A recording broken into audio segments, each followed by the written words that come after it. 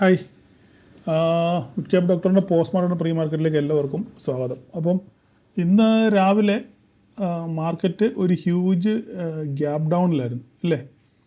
Huge gap ഡൗണിലാണ്. നമ്മൾ ഇന്നലെ നമ്മൾ പോസ്റ്റ് മാർക്കറ്റ് ചെയ്യുന്നതിനേക്കാളും അല്ലെ വീക്കിലി അനാലിസിസ് ചെയ്യുമ്പം ഉള്ളതിനേക്കാളും അവസ്ഥ വളരെ മോശമായിരുന്നു. രാവിലെ മാർക്കറ്റ് ഓപ്പൺ ചെയ്തപ്പോൾ നമ്മൾ ഒരിക്കലും പ്രതീക്ഷിച്ചില്ല ഇത്രയും വലിയ ഗ്യാപ്പ് ഡൗൺ ഒന്നും ഉണ്ടാകുമെന്ന്. പക്ഷേങ്കിൽ ഏകദേശം മാർക്കറ്റ് 600 പോയിൻറ്റോളം ഗ്യാപ്പ് ഡൗൺ നമുക്ക് തന്നു. അതിനുശേഷം മാർക്കറ്റ് ഒരു കൺസോളിഡേഷൻ മോഡിലോട്ടാണ് പോയത്.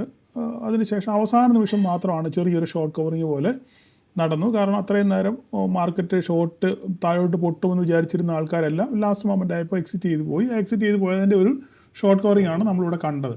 ഇത് മാത്രമാണെന്ന് മാർക്കറ്റ് സംഭവിച്ചത്. കൃത്യമായിട്ട് നമ്മൾ വരച്ച വരയെ തന്നെ 24,000 ലൈനിൽ തന്നെ വന്ന് മാർക്കറ്റ് ക്ലോസ് ചെയ്തു. ഓക്കെ, അപ്പോൾ ഇവിടെ ഞാനിപ്പോൾ രാവിലെ നമ്മുടെ ക്യാപ്ഷനിൽ കണ്ടതുപോലെ തന്നെ ഇങ്ങനെയുള്ള മാർക്കറ്റുകളിൽ ഇപ്പോൾ ഇതിന് ശേഷം നമുക്കൊരു ട്രേഡ് ഓപ്പർച്യൂണിറ്റി ഉണ്ടോ? ഇല്ല. ഈ ഗ്യാപ്പ് ഡൗൺ ഓപ്പൺ ചെയ്തതിന് ശേഷം പിന്നെ നമുക്ക് ഒരു ട്രേഡ് ചെയ്യാൻ വളരെ ഡിഫിക്കൽട്ടാണ്. കാരണം മാർക്കറ്റ് പിന്നെ എങ്ങോട്ട് പോകുമെന്ന് നമുക്ക് ഒരിക്കലും ഒരു ഊഹം കാണത്തില്ല. എന്തൊരു ന്യൂസ് വരുന്നു ആ ന്യൂസിന് പുറകെയായിരിക്കും മാർക്കറ്റ് പോകുന്നത്, അല്ലാതെ വേറെ യാതൊരു മൂവ്മെൻറ്റ് ഈ മാർക്കറ്റിൽ നടക്കുകയില്ല. മനസ്സിലായില്ല? അപ്പോൾ ഇങ്ങനെയുള്ള മാർക്കറ്റുകളിൽ അതായത് നമുക്ക് ഒരു എക്സ്പെക്റ്റേഷൻ ഉണ്ട് ഇല്ലേ, അതായത് ഇങ്ങനെയുള്ള ഒരു മാർക്കറ്റിൽ അതായത് നമുക്ക് ഒരു എക്സ്പെക്റ്റേഷൻ ഉണ്ട് ഇല്ലേ. നാളെ ഒരു വലിയ അൺസർട്ടനിറ്റി മാർക്കറ്റിലുണ്ട്. ഓക്കെ, ഈ അൺസർട്ടനിറ്റി നമുക്ക് നാളെ അറിയത്തില്ല. മാർക്കറ്റ് ഒന്നുകിൽ ഒരു ഹ്യൂജ് ഗ്യാപ്പ് അപ്പ് ആയിരിക്കും, അല്ലെങ്കിൽ ഒരു ഹ്യൂജ് ഗ്യാപ്പ് ഡൗൺ ആയിരിക്കും അല്ലേ. ഇങ്ങനെ ഒരു സിനാരിയോ വരുമ്പോൾ നമ്മൾ മാർക്കറ്റിനെ എങ്ങനെ കൈകാര്യം ചെയ്യും? അത് ഞാൻ ഇന്ന് ചെയ്ത ഒരു ട്രേഡ്, അത് ഉദാഹരണ സഹിതം ജസ്റ്റ് നിങ്ങൾക്കൊന്ന് കാണിച്ചു തരിക എന്നുള്ളത് മാത്രമേ ഉള്ളൂ. ഒരു കാരണവശാലും ഞാനിപ്പോൾ നിങ്ങൾക്ക് ഈ പറഞ്ഞു തരുന്ന ഈ ഒരു സെറ്റപ്പ് ഒരു കാരണവശാലും നിങ്ങൾ നോർമൽ മാർക്കറ്റിൽ ചെയ്യാൻ പാടില്ല. അതായത് ഇത് ചെയ്യണമെന്നുണ്ടെങ്കിൽ ഇതുപോലൊരു എക്സ്പെക്റ്റേഷൻ, അതായത് നാളത്തെ ദിവസം ഒന്നുകിൽ ഒരു വലിയ ഗ്യാപ്പ് അപ്പ് അല്ലെങ്കിൽ ഒരു വലിയ ഗ്യാപ്പ് ഡൗൺ, മാർക്കറ്റ് ഓപ്പൺ ചെയ്യുമ്പോൾ ഒരു വലിയ മൂവ്മെൻറ്റ് നടത്താൻ സാധ്യത ഉണ്ട് എന്ന് ഐഡൻറ്റിഫൈ ചെയ്ത ദിവസങ്ങളിൽ മാത്രം ഞാൻ ഈ പറഞ്ഞ സംഭവങ്ങൾ നിങ്ങൾ ചെയ്യാവൂ. അല്ലാതെ എല്ലാ ദിവസവും പോയി ചെയ്ത് കഴിഞ്ഞാൽ നിങ്ങളുടെ പൈസ പോകുന്ന വഴി അറിയത്തില്ല. ഓക്കെ, അതുകൊണ്ട് ഞാൻ പറയുന്ന കാര്യം വീണ്ടും ഞാൻ ഡിസ്ക്ലെയിമറായിട്ട് പറയുകയാണ്. ഞാൻ ഈ പറഞ്ഞത് നിങ്ങൾക്ക് ഭാവിയിൽ ഇന്നോ നാളെ ചെയ്യുന്ന കാര്യമല്ല, ഇനിയും ഇതുപോലൊരു അവസരം വരുമ്പോൾ ആ അവസരത്തിൽ എങ്ങനെയാണ് നമ്മളൊരു ട്രേഡ് പ്ലാൻ ചെയ്യേണ്ടതെന്ന് ഉദാഹരണ സഹിതം ഞാൻ ജസ്റ്റ് നിങ്ങൾക്കൊന്ന് കാണിച്ചു തരാം. നിങ്ങളത് ചെയ്യുമ്പം വീണ്ടും ഞാൻ പറയുന്നു, നോർമൽ മാർക്കറ്റിൽ ഒരിക്കലും ചെയ്യരുത്. ഇങ്ങനത്തെ അവസരത്തിൽ നാളെ ഒരു അൺസർട്ടനിറ്റി വരുമ്പം ആ അൺസർട്ടനിറ്റിയിൽ എന്താണ് സംഭവിക്കുന്നത്, ആ അൺസർട്ടനിറ്റിയിൽ ഉണ്ടാകുന്ന ആ മൂവ്മെൻറ്റിനെ ക്യാപ്ചർ ചെയ്യുക.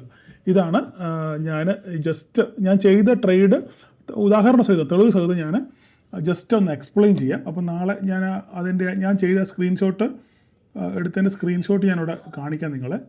ഇപ്പോൾ ഇത് കാണുമ്പം ഞാൻ എഴുതി വെച്ചിട്ട് എല്ലാം വരച്ച് വെച്ചിട്ടുണ്ട് കൃത്യമായിട്ട്.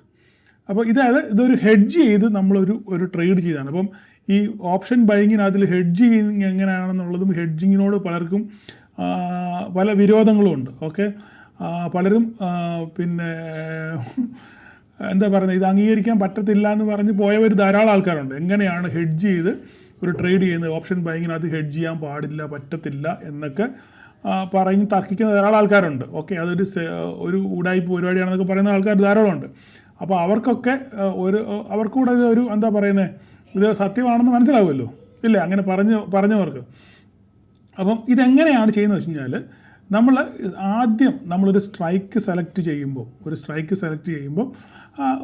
ഏകദേശം ഈക്വലായിട്ട് വരുന്ന ഒരു എമൗണ്ട് ആയിരിക്കണം നമ്മൾ സെലക്ട് ചെയ്യുന്നത്. ഇപ്പോൾ ഇത് ഞാൻ വെള്ളിയാഴ്ച സെലക്ട് ചെയ്ത സെൻസെക്സ് ആണ്. ഞാൻ സെൻസെക്സിൽ നിഫ്റ്റിയിലും ചെയ്തു, ജസ്റ്റ് കാണിക്കാൻ വേണ്ടി മാത്രം സെൻസെക്സ് വിടുന്നു മാത്രമേ ഉള്ളൂ. വെള്ളിയാഴ്ച ഞാൻ സെൻസെക്സിൽ ഏകദേശം 79,000 പുട്ടും 79,000 കോൾ. ഇത് ഏകദേശം ആ സമയത്ത് ഇത് അറ്റ് ദ മണി ആയിരുന്നു. ഈ സമയം ഇത് ഞാൻ എടുക്കുന്ന സമയത്ത് 79,000 ഏകദേശം അറ്റ് ദ മണി ആയിരുന്നു. 79,000 പുട്ടും 79,000 കോളും. ഇതിൻ്റെ പ്രൈസും ഏകദേശം സെൻസെക്സ് ആയതുകൊണ്ട് ചെറിയ ഡിഫറൻസ് വരും. ഏകദേശം 962 ആയിരുന്നു ഇതിൻ്റെ പ്രൈസ്. ഇത് 12 മാർച്ചാണ്. അപ്പം നമ്മൾ ഇങ്ങനെ ഒരു സ്ട്രൈക്ക് സെലക്ട് ചെയ്യുമ്പോൾ ഏത് ഇൻഡെക്സിലായാലും ഒരു സ്ട്രൈക്ക് നിങ്ങൾ ചാടിക്കയറി ഇത് കണ്ടിട്ട് ഇറങ്ങി പോകില്ല. ഞാൻ പറയുന്നത് മുഴുവൻ ശ്രദ്ധിച്ച് കേട്ടിട്ട് മാത്രമേ ഇതിന് ചാടി പുറപ്പെടാവൂ. അല്ലെങ്കിൽ ഞാൻ ഇത് ഇത് കൊള്ളാം എന്ന് പറഞ്ഞ് ഇത് കോപ്പി എടുത്തുകൊണ്ട് പോയിട്ട് നാളെ ചെയ്തിട്ട് പിന്നെ എന്നെ തെറി വിളിക്കരുത്. ഞാൻ പറയുന്നത് മുഴുവൻ ശ്രദ്ധിച്ച് കേൾക്കുക.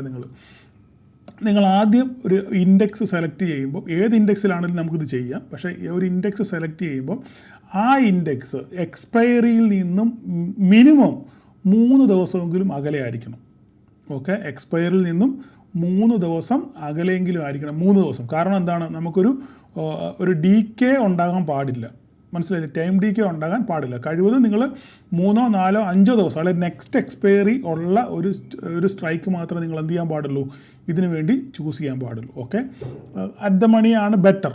എൻ്റെ അഭിപ്രായ പ്രകാരം അറ്റ് ദ മണിയാണ് ബെറ്റർ. ആ അറ്റ് ദ മണിയിൽ ഏകദേശം അതിൻ്റെ പ്രൈസ് സെയിം ആയിരിക്കണം. ഇല്ലെങ്കിൽ ആ പ്രൈസ് നിങ്ങളൊന്ന് അഡ്ജസ്റ്റ് ചെയ്യണം. അങ്ങോട്ടിപ്പോൾ ഒരു 50 100 പോയിൻ്റ് അങ്ങോട്ടോ ഇങ്ങോട്ടോ മാറ്റി ആ പ്രൈസ് അഡ്ജസ്റ്റ് ചെയ്യുന്ന രീതിയിൽ ആ സ്ട്രൈക്ക് നിങ്ങൾ അഡ്ജസ്റ്റ് ചെയ്യും. ഇപ്പോൾ ഉദാഹരണം ഞാൻ പറയും, ഇപ്പോൾ 79,000 പുട്ടിന് 962 രൂപയാണ്, 79,000 കോള് 902 രൂപയാണ്. അപ്പം ഒരു പക്ഷേ ചിലപ്പം ഈ 79,000 കോളിന് ചിലപ്പം 1000 രൂപയാണെന്നുണ്ടെങ്കിൽ നിങ്ങൾ എന്ത് ചെയ്യണം, ഒരു 100 എടുക്കണം. അപ്പോൾ 100 എടുക്കുമ്പോൾ ഇതിപ്പം 79,902 അതിലിപ്പോൾ ഒരു 1,100 രൂപയാണെന്ന് വിചാരിച്ചു. 1,100 ആണെങ്കിൽ 79,100 എടുക്കുമ്പോൾ നമുക്ക് എന്ത് ചെയ്യും, കുറച്ചുകൂടെ പ്രൈസ് കുറച്ച് കിട്ടും. അപ്പോൾ ഏകദേശം ഈ റേഞ്ച് 900 റേഞ്ച് തന്നെ നമുക്ക് കിട്ടും. മനസ്സിലായി? അപ്പോൾ അടുത്തടുപ്പിച്ച് ഉള്ള പ്രൈസ് വേണം നമ്മൾ സെലക്ട് ചെയ്യാൻ. അതിനുശേഷം നമ്മൾ ഈ സാധനം ലാസ്റ്റ് മൊമെൻറ്റിൽ എടുക്കാവൂ. ഇപ്പം ഈ ഞാൻ പറഞ്ഞല്ലോ, നാളെ എന്തെങ്കിലും ഒരു അൺസർട്ടനിറ്റി, ഒരു ഹ്യൂജ് മൂവ്മെൻറ്റ് വരുന്ന ദിവസങ്ങളിൽ നമ്മൾ എന്ത് ചെയ്യണം, 3:25, 3:20, 3:25 ആകുമ്പോൾ വേണം നമ്മളിങ്ങനെയുള്ള ഒരു സ്ട്രൈക്ക് സെലക്ട് ചെയ്യാൻ. ഓക്കെ, നമ്മളത് രണ്ടും സ്ട്രൈക്കും സെലക്ട് ചെയ്തു, രണ്ടും വാങ്ങിച്ചു, ഹോൾഡ് ചെയ്തു. ഓക്കെ, അടുത്ത ദിവസം മാർക്കറ്റ് ഓപ്പൺ ചെയ്യുമ്പം ഒരു പക്ഷേ 200 300 ഇന്നിപ്പോൾ നമുക്ക് 600 പോയിൻറ്റിനടുത്ത് നമുക്ക് എന്ത് ചെയ്തു, ഗ്യാപ് ഡൗൺ കിട്ടിയില്ലേ? അപ്പോൾ 600 പോയിൻറ്റ് ഗ്യാപ് ഡൗൺ കിട്ടിയപ്പം ഉള്ള സിനാരിയാണ് ഇവിടെ കാണുന്നത്. 600 പോയിൻറ്റ് ഗ്യാപ് ഡൗൺ കിട്ടിയപ്പം പുട്ട് 962 എന്നുള്ളത് 2,650 രൂപയായി. അതിൻ്റെ പ്രോഫിറ്റാണ് ഈ കാണുന്നത്. 33,750 രൂപ എന്നുള്ളത് പ്രോഫിറ്റ് ഇവിടെ അതാണ് കാണുന്നത്. 962 രൂപ, 2,650 രൂപ. ഇനിയിപ്പം അപ്പോൾ കോൾ സൈഡ് ലോസ് വരുമല്ലോ എന്തായാലും. പക്ഷേ ആ കോൾ സൈഡ് ലോസ് എത്രയാണ്, ഈ 902 എന്നുള്ളത് എന്ത് ചെയ്യും, വെറും 902 എന്നുള്ളത് അത് 300 രൂപയായി. 300 രൂപയായി. ഓക്കെ, 902 എന്നുള്ളത് 225 ഇപ്പോൾ കാണുന്നത് 300 രൂപ, ഏകദേശം 300 രൂപയായിരുന്നു ഞാനിത് നോക്കുമ്പോൾ. ഓക്കെ, 300 രൂപയ്ക്ക് അടുത്തോട്ട് വന്നു.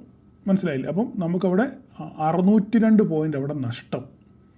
കോളിനകത്തിൽ 602 പോയിൻ്റ് നഷ്ടം. പക്ഷേ നമുക്ക് കിട്ടിയത്, പുട്ടിനകത്ത് കിട്ടിയ എത്രയാണ്, 1,688. എന്താണ് ഇത്രയും കൂടാൻ കാര്യം? ഈ പറയുന്ന 79,000 എന്നുള്ളത് പെട്ടെന്ന് തന്നെ ഡീപ്പ് ഇൻ ദ മണിയായി ഇല്ലേ? 600 പോയിൻ്റൊക്കെ നിഫ്റ്റിയിൽ 600 പോയിൻ്റൊക്കെ ഗ്യാപ് ഡൗൺ വരുമ്പം ഏകദേശം 2,000 പോയിൻ്റാണ് സെൻസെക്സിനകത്തിൽ ഗ്യാപ് ഡൗൺ വന്നത്. അപ്പോൾ 2,000 പോയിൻ്റൊക്കെ സെൻസെക്സ് ഗ്യാപ് ഡൗൺ എന്ന് പറയുമ്പോൾ ഒരു ഡീപ്പ് ഇൻ ദ മണി ആയിട്ട് മാറും. അപ്പോൾ അതിനനുസരിച്ച് എന്ത് ചെയ്യും, നമുക്ക് പ്രോഫിറ്റിൽ അപ്രീസിയേഷൻ കിട്ടും. അതുപോലെ തന്നെ കോൾ സൈഡ് അങ്ങ് ഔട്ട് ഓഫ് ദ മണി ആയിപ്പോവും. അപ്പോൾ അതിൻ്റെ ആ അപ്രീസിയേഷൻ വളരെ കുറയും. അത് മാത്രമല്ല, ഇവിടെ വേറൊരു കാര്യം കൂടെ കിട്ടും നമുക്ക്. ഇവിടെ നമുക്ക് വിക്സിൻ്റെ ബെനിഫിറ്റ് കൂടെ കിട്ടും. നമുക്ക് ഇന്ന് ഏകദേശം 2 പോയിൻറ്റിന് മുകളിൽ വിക്സ് കൂടി, അതായത് 20% മുകളിൽ വിക്സ് ഇന്ന് കൂടി. അപ്പോൾ ആ 20% വിക്സ് കൂടുമ്പോൾ അതിനനുസരിച്ച് നമുക്ക് എന്ത് കിട്ടും, ഈ പ്രൈസിനകത്തിൽ നമുക്ക് കുറച്ചൊരു ബെനിഫിറ്റ് കിട്ടും. അപ്പോൾ ആ ബെനിഫിറ്റ് കൂടെ ഈ കോളിനകത്ത് കിട്ടുമ്പോൾ നമ്മുടെ ലോസ് എന്ത് ചെയ്യും, കുറച്ചുകൂടെ ഒന്ന് മിനിമൈസ് ആകും, കുറച്ചുകൂടെ ഒന്ന് കുറയും. അപ്പം ആ ഒരു ബെനിഫിറ്റ് കൂടെ ചേർത്താണ് നമുക്ക് 12,700 മാത്രമേ നഷ്ടം വന്നുള്ളൂ. നമുക്ക് ലാഭം കിട്ടിയ എത്രയാണ്, 33,750. ഇതാണ് ഞാൻ ക്ലോസ് ചെയ്ത, ഇതാണ് ഞാൻ ഇങ്ങനെ എഴുതി കാണിക്കുമ്പോൾ ചിലപ്പം ആൾക്കാർക്ക് വിശ്വാസം വരത്തില്ല. അതുകൊണ്ടാണ് ഞാനിത് ക്ലോസ് ചെയ്ത പൊസിഷനാണ് ഇവിടെ സെപ്പറേറ്റ് സ്ക്രീൻഷോട്ട് ഇട്ടേക്കുന്നത്. 12,79,000 പുട്ട് നമ്മൾ 2,650 രൂപയ്ക്കാണ് നമ്മളിത് എക്സിറ്റ് ചെയ്തത്. വാങ്ങിച്ചത് 902 രൂപയ്ക്കാണ്. ഈ 962 നമ്മൾ എക്സിറ്റ് ചെയ്തില്ല ഞാൻ. ഇപ്പോഴും അത് സ്റ്റിൽ അത് എൻ്റെ കയ്യിൽ ഹോൾഡിംഗ് ഉണ്ട് ആ സാധനം. അതുകൊണ്ടാണ് ഇതിപ്പോൾ നിങ്ങൾ ഇങ്ങനെ കാണുന്നത്. ഓക്കെ, അപ്പോൾ ഇതാണ് ഒരു ഹെഡ്ജ് ചെയ്ത്. അപ്പോൾ നമുക്ക് എന്താണ് ഇങ്ങനെ ഹെഡ്ജ് ചെയ്യുമ്പോൾ ഒരു ഗുണം എന്ന് പറഞ്ഞു കഴിഞ്ഞാൽ, മാർക്കറ്റ് ഏത് സൈഡിലോട്ട് പോയി കഴിഞ്ഞാലും ആ സൈഡിലോട്ട് ബെനിഫിറ്റ് നമുക്ക് പിടിക്കാൻ പറ്റും. മറു സൈഡ് നമുക്ക് എന്ത് ചെയ്യാൻ പറ്റും, ഒരു മിനിമം ലോസ് മാത്രമേ നമുക്ക് കാണാൻ പറ്റും. ഇപ്പോൾ ഇതിൻ്റെ 3 ഇരട്ടി ലാഭം നമുക്കിവിടെ കിട്ടി. ഞാൻ പറഞ്ഞത് നിങ്ങൾക്ക് മനസ്സിലായോ? പക്ഷേങ്കിൽ ഇത് ഒരു കാരണവശാലും നോർമൽ മാർക്കറ്റിൽ ഇങ്ങനെയുള്ള കാര്യങ്ങൾ ചെയ്യാൻ പാടില്ല. എപ്പോഴും നമ്മൾ ചെയ്യുമ്പം ഇതുപോലെ നാളെ എന്തെങ്കിലും, ഇപ്പോൾ ഇന്ന് രാത്രിയിൽ എന്തെങ്കിലും സംഭവിക്കാൻ പോകുന്നു, അല്ലെങ്കിൽ ഇന്ന് രാത്രിയിൽ വേറെ എന്തെങ്കിലും, അല്ലെങ്കിൽ ബജറ്റുമായിട്ട് ബന്ധപ്പെട്ടോ, അല്ലെങ്കിൽ എന്തെങ്കിലും റേറ്റ് ഹൈക്കോ, അല്ലെങ്കിൽ GDPയോ അങ്ങനെയാണ്. എന്തെങ്കിലും കാരണത്താൽ നാളെ മാർക്കറ്റ് 200-300 പോയിന്റ്, ഒരു 200 പോയിന്റിന് മുകളിൽ നമുക്കൊരു കൺവിക്ഷൻ ഉണ്ടല്ലോ, 200 പോയിന്റിന് മുകളിൽ ഗ്യാപ്പ് അപ്പോ അല്ല ഗ്യാപ്പ് ഡൗണോ ഉണ്ടാകാനുള്ള സാധ്യത ഉണ്ട് എന്ന് മനസ്സിലാക്കി മാത്രമേ നമ്മൾ ഇങ്ങനെയുള്ള കാര്യങ്ങൾ ചെയ്യാവൂ. ഒരിക്കലും എക്സ്പയറിയുടെ അടുത്തുള്ള ഇൻഡെക്സിൽ നമ്മൾ ഒരിക്കലും ചെയ്യാൻ പാടില്ല. എപ്പോഴും നമ്മൾ ഒരു 3-4 ദിവസം അകലെയുള്ള കോൺട്രാക്റ്റിൽ മാത്രമേ ഇങ്ങനെയുള്ള കാര്യങ്ങൾ നമ്മൾ ചെയ്യാൻ പാടുള്ളൂ. നിങ്ങൾക്ക് മനസ്സിലായി എന്ന് വിശ്വസിക്കുന്നു.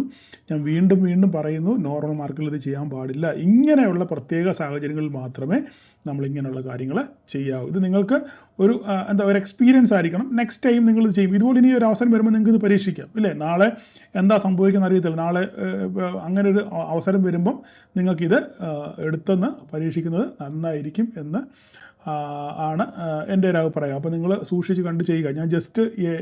ഞാൻ പറഞ്ഞു തരാനുള്ള കാര്യം നിങ്ങൾക്ക് പറഞ്ഞു തന്നു. ഇതുകൊണ്ട് ഇതാണ് നമ്മൾ ഹെഡ്ജ് ചെയ്ത് ഒരു പൊസിഷൻ എടുക്കുക എന്ന് പറയുന്നത്. മനസ്സിലായില്ലേ? അപ്പോൾ ഹെഡ്ജ് ചെയ്ത് പറയാൻ പറ്റിയ ഗുണം നിങ്ങൾക്ക് മനസ്സിലായെന്ന് വിശ്വസിക്കുന്നു. ഓക്കെ, ഡിലീറ്റ് ചെയ്ത് കളയുന്നു. അപ്പോൾ ഇനി നമുക്ക് മാർക്കറ്റിലോട്ട് വരാം. മാർക്കറ്റിൽ നിലവിൽ വീണ്ടും കാര്യങ്ങൾ അത്ര പന്തിയല്ല. അപ്പോൾ നമ്മൾ ഇന്നത്തെ ന്യൂസുകൾ നമ്മൾ നോക്കുകയാണെന്നുണ്ടെങ്കിൽ, ഇറാന് ഇസ്രായേലിൽ നല്ലപോലെ ആക്രമിച്ചിട്ടുണ്ട്. അവിടുന്ന് ഏകദേശം 10,500 പേരോളം ആശുപത്രിയിലാണ്. നല്ല രീതിയിൽ ആക്രമണം അഴിച്ചു വിട്ടിട്ടുണ്ട് ഇറാൻ ഇസ്രായേലിൽ. അപ്പം അതിൻ്റെ ഒരു പ്രതികാരം എന്നോണം, കാരണം അതിൻ്റെ അത് ആക്രമണം കൂടാൻ കാര്യം ഞാൻ ഇന്നലെ നിങ്ങളോട് പറഞ്ഞു. ഇന്നലത്തെ ദിവസം അവിടുത്തെ മൊത്തം ഓയിൽ ഫെസിലിറ്റി എല്ലാം മൊത്തം നശിപ്പിച്ച് അവരുടെ ഓയിൽ സെക്ടറെല്ലാം അടിച്ചു കളഞ്ഞു. അപ്പോൾ അതിൻ്റെ പ്രതികാരം എന്നോണമാണ് അവർ ഇസ്രായേലിൽ ആക്രമണം അഴിച്ചുവിട്ടത്. ധാരാളം പേര് ആശുപത്രിയിലാണ്, സിവിയറായിട്ട് അറ്റാക്ക് ചെയ്തിട്ടുണ്ട്. അപ്പോൾ അതിൻ്റെ ഒരു മറുപടി ചിലപ്പം ഇന്ന് രാത്രിയിലും ഉണ്ടാകാൻ സാധ്യത ഉണ്ട് ഒന്നത്. അതുപോലെ തന്നെ GCC രാഷ്ട്രങ്ങളിലും നല്ല പോലെ ബാലിസ്റ്റിക് മിസൈലുകളും ഡ്രോണുകളൊക്കെ വരുന്നുണ്ട്. ബഹ്റിൻ്റെയൊക്കെ ഓയിൽ ഫെസിലിറ്റിയിൽ അടി കിട്ടിയിട്ടുണ്ട്. സൗദിയിൽ ആക്രമിച്ചിട്ടുണ്ട്. ദുബൈയിൽ ഫുജൈറയിൽ ഇന്ന് ആക്രമിച്ചു എന്ന് ഞാനിങ്ങനെ ന്യൂസ് കണ്ടു. അപ്പം ഈ കുവൈറ്റിലും ഉണ്ടായിരുന്നു. അപ്പോൾ എല്ലായിടവും GCC കൺട്രിയിൽ മുഴുവൻ ആക്രമണം അഴിച്ചു വിട്ടേക്കുവാണ്. അതുമാത്രമല്ല, ഇന്നാണോ നാളെയാണോ അവരുടെ പുതിയ ഖമേനിയുടെ മകൻ ചാർജ് എടുക്കുകയാണ്. അപ്പം ട്രംപ് ഓൾറെഡി പറഞ്ഞു, ആര് ചാർജ് എടുത്താലും ഞങ്ങൾക്ക് അംഗീകാരമില്ലാത്ത ആളെ ഞങ്ങൾ വാഴിക്കത്തില്ല എന്ന് പറഞ്ഞിട്ടുണ്ട്. അപ്പോൾ അദ്ദേഹത്തിന് ഇനി എന്ത് സംഭവിക്കും എന്നുള്ളതും വളരെ ചോദ്യചിഹ്നമാണ്. ലോകം മുഴുവൻ ഉറ്റുനോക്കിക്കൊണ്ടിരിക്കുകയാണ്. അപ്പം മൊത്തത്തിൽ പ്രശ്നങ്ങളാണ്. അതുപോലെ തന്നെ ഓയിൽ ഫെസിലിറ്റി, ക്രൂഡിനാണെങ്കിലും നല്ല രീതിയിൽ വില കയറിക്കൊണ്ടിരിക്കുകയാണ്. പക്ഷേ രാവിലെ ഒരു $120 പോയിട്ട് $100 താഴോട്ട് ഇറങ്ങി വന്നായിരുന്നു. ഇനി രാത്രിയിൽ എന്താ സംഭവിക്കുന്നത് അറിയത്തില്ല. ഒപ്പക് രാഷ്ട്രങ്ങൾ വീണ്ടും യോഗം ചേരുന്നുണ്ട്. അവരുടെ സ്റ്റോറേജിനകത്ത് നിന്ന് ക്രൂഡിൻ്റെ ഇപ്പം അരാംകോ ക്രൂഡ് പ്രൊഡക്ഷൻ വെട്ടിക്കുറച്ചേക്കാണ്. അതുപോലെ തന്നെ കുവൈറ്റിലും പ്രൊഡക്ഷൻ വെട്ടിക്കുറച്ചേക്കാണ്. അങ്ങനെ പല രാജ്യങ്ങളും പ്രൊഡക്ഷൻ വെട്ടിക്കുറച്ചിട്ടുണ്ട്. അപ്പോൾ ക്രൂഡിൻ്റെ ലഭ്യത കുറവ് വരും. അപ്പോൾ അങ്ങനെയാകുമ്പം ലോകത്തിൽ മൊത്തത്തിൽ ക്രൂഡിന് ഉള്ള ക്ഷാമം വരും. അങ്ങനെയൊക്കെ പല പ്രശ്നങ്ങളുണ്ടാകും. അപ്പോൾ റഷ്യ റെഡിയാണ് കൊടുക്കാൻ, എന്നാൽ തന്നെ അതിനൊരു പരിമിതിയുണ്ട്. അപ്പം മൊത്തത്തിൽ ഒരു പ്രശ്നങ്ങൾ കൊടുമ്പിരി കൊണ്ടിരിക്കുകയാണ്.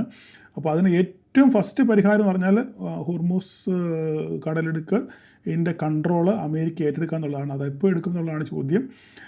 ഇപ്പോഴും ഇറാൻ്റെ കസ്റ്റഡി തന്നെയാണ് ഹോർമൂസിൻ്റെ കൺട്രോള്. അത് മാറിയെങ്കിൽ മാത്രമേ സുഗമമായിട്ട് കപ്പലുകൾക്ക് അതുവഴി പോകാൻ പറ്റത്തുള്ളൂ. അപ്പോൾ അതുവരെ കപ്പലുകൾ അതുവഴി പോകുന്നത് വളരെ ബുദ്ധിമുട്ടാണ്. അല്ലെ പിന്നെ റെഡ് സീ വഴിയൊക്കെ കറങ്ങി പോകണം. അപ്പോൾ അങ്ങനെ പല പ്രശ്നങ്ങൾ ഇങ്ങനെ നിൽക്കുകയാണ്. അപ്പോൾ ഇന്ന് രാത്രിയിൽ വീണ്ടും നിർണായകമാണ്. എത്രത്തോളം അടി നടക്കും എന്നുള്ള കാര്യം നമുക്കറിയത്തില്ല. അതുപോലെ തന്നെ ഖമേനിയുടെ പിൻഗാമിക്കും എന്ത് സംഭവിക്കും എന്നറിയത്തില്ല. അപ്പോൾ ഇതെല്ലാം വീണ്ടും ഒരു അൺസർട്ടനിറ്റിയാണ്. എങ്കിലും ഇപ്പം US മാർക്കറ്റ് ഓടുന്നത് ഏകദേശം 500 പോയിൻ്റ് ഡൗണിലാണ് ഇപ്പം ഓടിക്കൊണ്ടിരിക്കുന്നത്. അപ്പോൾ ഇനിയിപ്പോൾ രാത്രിയിൽ എന്തൊക്കെ സംഭവിക്കും എന്നുള്ള കാര്യം നമുക്കറിയത്തില്ല. അപ്പോൾ വേറെ നമുക്ക് ഇതിനകത്തിലൊന്നും നമുക്ക് ചാർട്ടിനകത്തിലൊന്നും ഒന്നും പറയാൻ പറ്റത്തില്ല. എന്തെങ്കിലും പറയാൻ പറ്റുമോ? ഇനിയിപ്പോൾ നാളെ നമ്മൾ നോക്കേണ്ടത് 24,000-ലാണ് മാർക്കറ്റ് നിൽക്കുന്നത്. ഓക്കെ, 23,500 എത്തുന്നുണ്ടോ എന്ന് നോക്കുക. അത് മാത്രമേ പറയാൻ പറ്റത്തുള്ളൂ. 23,800 നമ്മുടെ പ്രധാനപ്പെട്ട സപ്പോർട്ട്. ഞാൻ ഇന്നലെ പറഞ്ഞല്ലോ, 23,800 നമുക്ക് പ്രധാനപ്പെട്ട പല പ്രാവശ്യം 23,800 സപ്പോർട്ട് എടുത്ത് മാർക്കറ്റ് തിരിച്ച് കയറി പോയിട്ടുണ്ട്. അപ്പോൾ ആ ഒരു റേഞ്ചിലാണ് മാർക്കറ്റ് ഇപ്പം ഇവിടെ നിൽക്കുന്നത്. ഓക്കെ, ഇവിടുന്ന് 23,800 സസ്റ്റെയിൻ ചെയ്ത് മാർക്കറ്റ് തിരിച്ച് കയറി പോകുകയാണെങ്കിൽ നമുക്ക് 24,000 കടന്നാലും മുകളിലോട്ട് പോകും. ഇല്ലെങ്കിൽ 23,800 പൊട്ടുകയാണെങ്കിലും ഇന്നത്തെ ലോയാണ്. 23,800 പൊട്ടിയാൽ ഇന്നത്തെ ലോ നോക്കുക. ഇന്നത്തെ ലോ ബ്രേക്ക് ചെയ്ത് കഴിഞ്ഞാൽ പിന്നെ നമുക്ക് 23,500 നമ്മൾ കാണേണ്ടി വരും. അപ്പം ഇത്രയേ ഉള്ളൂ പറയാൻ, വേറെ കൂടുതലൊന്നും പറയാനില്ല. കാരണം നമ്മൾ പറഞ്ഞിട്ട് കാര്യമില്ല. അപ്പോൾ എല്ലാം അങ്ങനെ തന്നെ. ഇപ്പം നമ്മൾ ബാങ്ക് നിഫ്റ്റി നോക്കുക, ഇപ്പോൾ ചിലർ ഇടയ്ക്ക് പറഞ്ഞ് ബാങ്ക് നിഫ്റ്റിയുടെ കാര്യം പറയാം. ബാങ്ക് നിഫ്റ്റി എന്ത് പറയാനാണ്? ഗ്യാപ് ഡൗൺ ആയതിനു ശേഷം മാർക്കറ്റ് എങ്ങോട്ടും പോയില്ല, ഇവിടെ തന്നെ കറങ്ങി നിൽക്കുകയാണ് ഇല്ലേ? ലെവലിലൂടെ ഉണ്ടോ? പുതിയ വരെ ലെവൽ വരച്ചിട്ടില്ല. ഓക്കെ, ഞാൻ ലെവൽ നാളെ രാവിലെ വരച്ചിട്ടേക്കാം.